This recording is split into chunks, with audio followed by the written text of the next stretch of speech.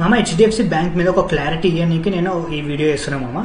చాలా మందికి డౌట్ ఉంది, ఈ హెచ్డిఎఫ్సి బ్యాంక్ షేర్స్ హోల్డ్ చేయాలా లేకపోతే సెల్ చేసేసేయాలా.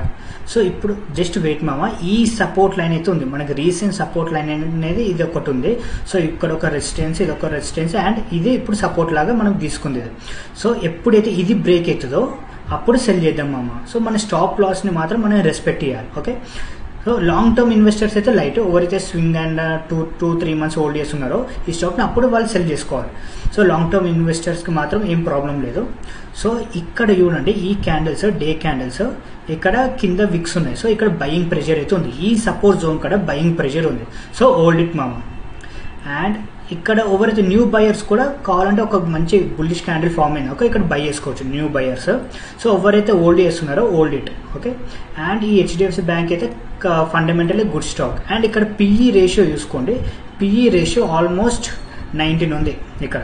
ఓకే, 19 ఉంది. సో ఇక్కడ ఈ పిఈ రేషియో వల్ల ఏం తెలుస్తుంది అంటే ఓవర్ వాల్యూడా అండర్ వాల్యూడా అని మనకు తెలుస్తుంది. సో ఇక్కడ చూసుకుంటే మనకి 33 పిఈ రేషియో ఉండే ముందు.